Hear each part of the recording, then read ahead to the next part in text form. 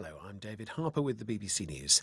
Thousands of supporters of Brazil's far-right former president, Jair Bolsonaro, have stormed Congress in Brasilia.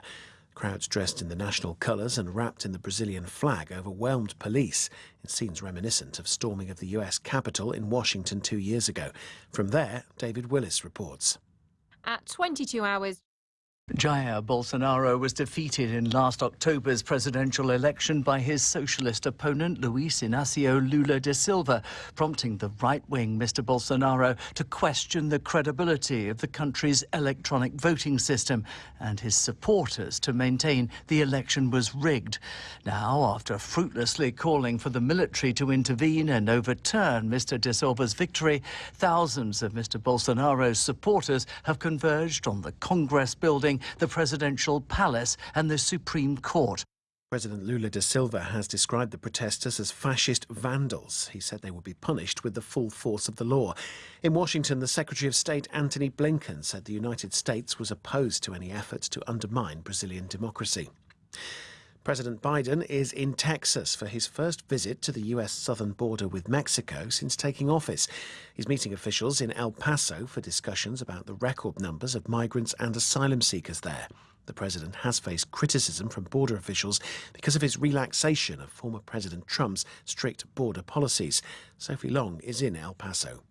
President Biden's trip comes after announcing a raft of new measures that he hopes will ease the surge in numbers here. They've attracted a great amount of criticism from some migrant advocates who say that they are too enforcement heavy. That is to say, they focus too much on the expulsion of migrants and not for easing their path in. The Biden administration, however, will say that there are avenues that have opened, legal avenues, to help migrants come to the United States and steer them away from people smugglers.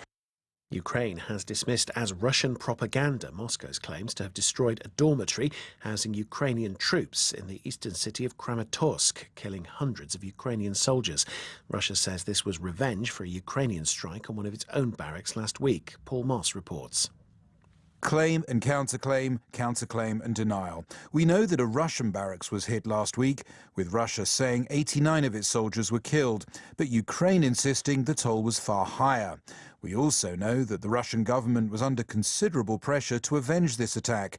Some had accused the military of gross incompetence for allowing its soldiers to be left so vulnerable. So now Russia says it's hit a Ukrainian barracks, killing more than 600. Ukraine rejects this as untrue and just Russian propaganda. The fog of war continues to hover. BBC News. Protests are reported to have taken place in Iran against the publication in a French satirical magazine of cartoons lampooning the country's supreme leader. The Charlie Hebdo magazine recently launched a competition calling for readers to submit cartoons ridiculing Ayatollah Ali Khamenei following the brutal suppression of ongoing anti-government protests. Police in Zimbabwe say they're investigating allegations of violence against the opposition. It comes after a video was widely shared on social media showing what appears to be a gang linked to the governing ZANU-PF party interrogating and assaulting people holding an opposition meeting. The incident comes months ahead of elections.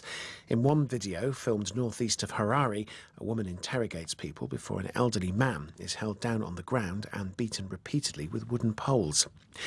Votes are being counted following parliamentary elections in Benin. Opposition parties are once again taking part after either boycotting or being excluded from the last presidential and legislative polls.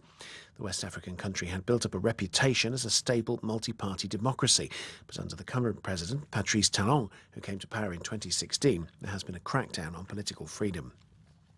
The British government has said some single-use plastic items, including takeaway plates and cutlery, are to be banned in England. The decision follows a lengthy consultation about the environmental impact. Mark Ashdown reports. Each person in England gets through an average of 18 single-use plastic plates and 37 plastic items of cutlery every year, according to government figures. Just 10% are recycled. A plastic fork can take 200 years to decompose in landfill or in the ocean. Now, the Environment Secretary, Therese Coffey, is set to ban a range of single-use plastic items, mainly relating to takeaway food and drink. Environmental campaigners have welcomed the ban, but called for a wider-ranging plastic reduction strategy. BBC News.